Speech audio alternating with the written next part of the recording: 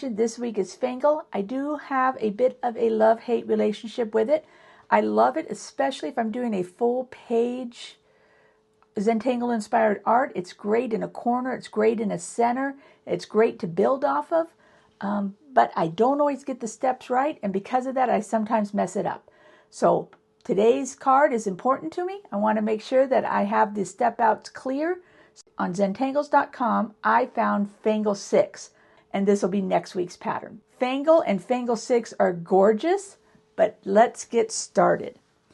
So we're going to start with number 1, which is getting all of our S's. And so we're going to start, I'm going to do it kind of an upside down so they come into a point right here.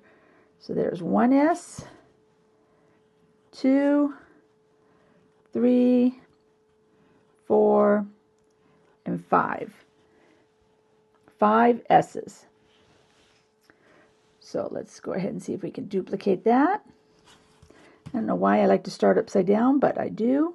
So there's 1, 2, 3, 4, and 5 S's. So for the second part, let's make sure we switch over to my red pen. And of course, I do tend to combine steps.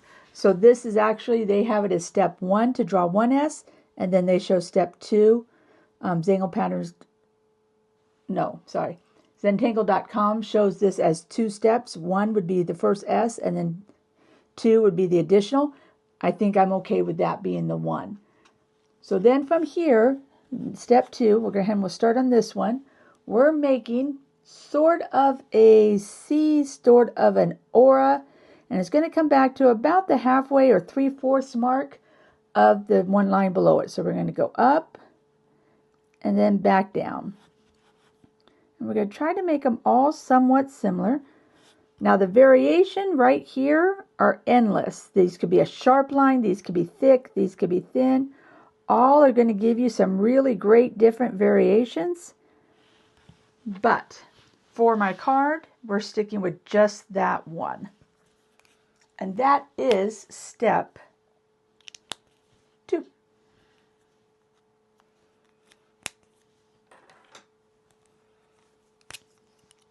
So let's see if we can reproduce that again. I'm going to move up a little bit higher on the card so I have a little bit more room.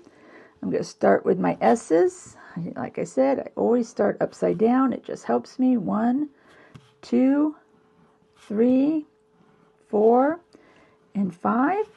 And then I'm going to do, I think of them as almost like a C, but we're going back towards the line in front of it. So I go up a little bit, give it a little bit of a head, and come straight back. So almost like an aura, but not quite.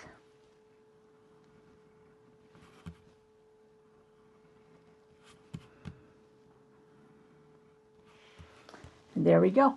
So for this next step, switch to my red pen. I'm going to come off of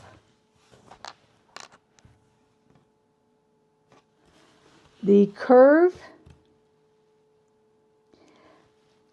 This curve right here, I'm going to come off of it.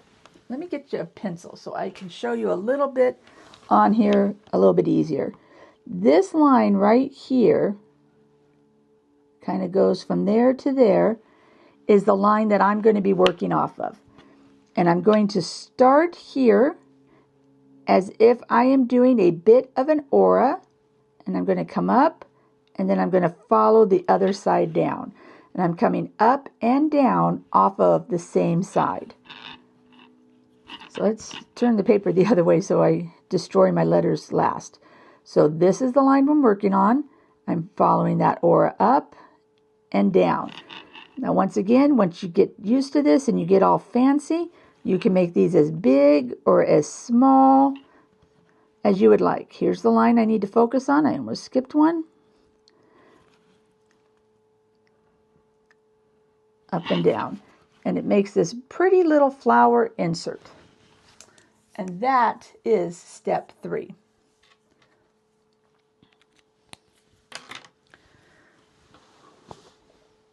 think I'm going to leave those pencil marks here, and I think what I'm going to do is put an arrow right here to let me know that I start there. And then I'll have that on there. It's hard to pick up on the camera, but here I can see it pretty well.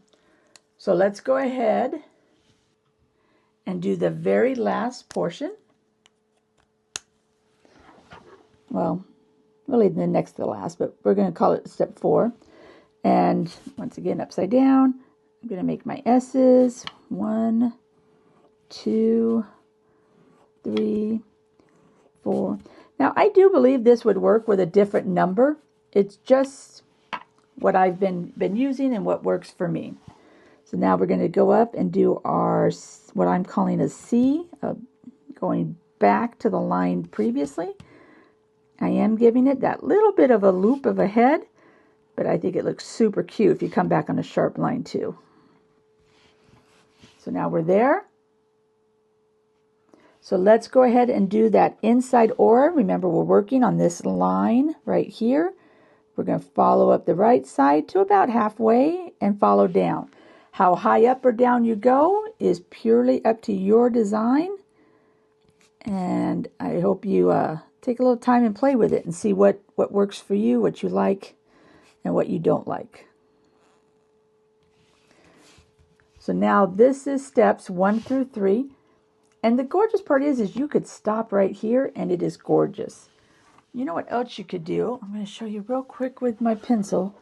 You see how these 2 lines, you could come in with a pencil, or obviously not with a pencil, with a pen, and you could continue those lines. We'll do it again here. So this line ends here. We're going to skip that and go in. It ends here. We're going to skip it, and we're just following it. The exact path it would have gone if it hadn't jumped that line. And by doing this, you get this great design. I have one more to do right here. You get this great design where the insides twirl among each other. I'm not going to include that in my card because it's a little more advanced than I feel like I can show on these little tiles. But I wanted to share it with you all because I think it is so cute. But now that I've done that, let's erase it. So we can go back. Little timeout there. We can go back to our previously scheduled peaceful pattern and go back to step 4. And now for step 4, what we're doing is an aura right inside the one we just made. And then I combine the step is that we're going to color it in. So on your card, you can have just the square and then show coloring it in. Obviously on your art, you don't have to color it in. You could put a design in there. You can do whatever you would like. But for the traditional pattern on my card, I am going to go ahead and color it in. And there is that for step 4. Now, on ZentanglePatterns.com, she does one more step, which is where they come out on the outside and they do an aura around the whole outside. I just don't have room for that step. And to be honest, when I do the pattern, sometimes I do that or not. To me, in my mind, this is kind of the end. So I'm going to go ahead and do one over here in all one color and in black. On that one, I will do the aura on the outside so we can see it all, but I'm not going to give it its own step out. So let's do one from start to finish, all in black. And we're going to start by doing an upside down S, just because that's what I do. 1, 2, 3. Do you count when you do these? I always do. I always do. So now we're going to take a breath, bring us a little bit of calm. We're going to go up and back. Nice and easy, nice and slow. Step number 2, wherever our lines were, whatever the spacing is, it does usually turn out to be cute when I follow all the steps right. So now that we've done step 2, we're going to come in and do that step 3 where we're focusing. I'm going to turn my tile to make it easier. I'm going to focus on just this little line, doing the aura up and the aura down. Now there's a piece of me that's always tempted to go right in and do step 4 again. I don't let myself do that. I try to stop myself whenever I do that and to do one pattern, one step at a time, all the way around the card. I find I make less mistakes that way. So once again, we could do that fun little thing where we carry the lines in, but for today we're coloring this in, making it nice and solid.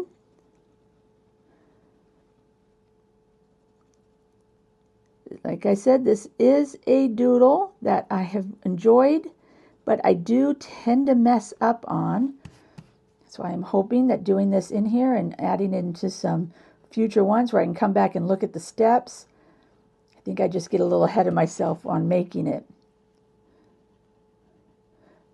What tangles do you sometimes struggle with? Are there some that sometimes the steps mess you up? I'm really trying to work on slowing my drawing down. I don't do so well on the videos because I get excited to talk and a little anxious, and I just enjoy it.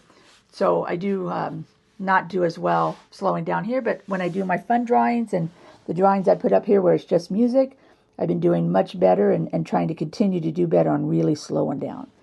So now, like I said, this is where this one ended. But let's go ahead and do the aura on the outside. So we have the full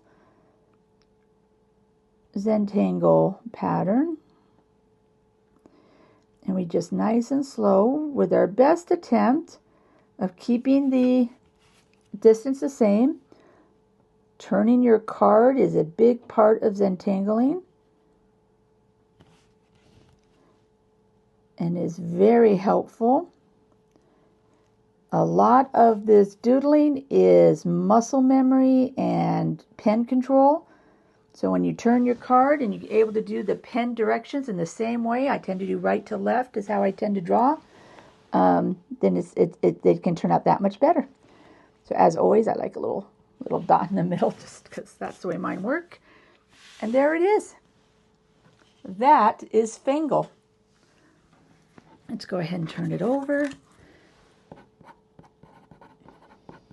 It is a original Zentangle pattern.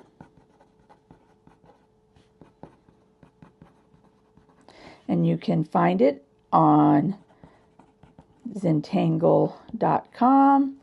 But I, of course, found it on tanglepatterns.com, my favorite place to go for doodles. All right, and that is Fengle. Hard to believe that for 6 months now, we have been drawing a new doodle every week. Our pack is growing like I would not believe. I appreciate you all. Thank you so much for being here.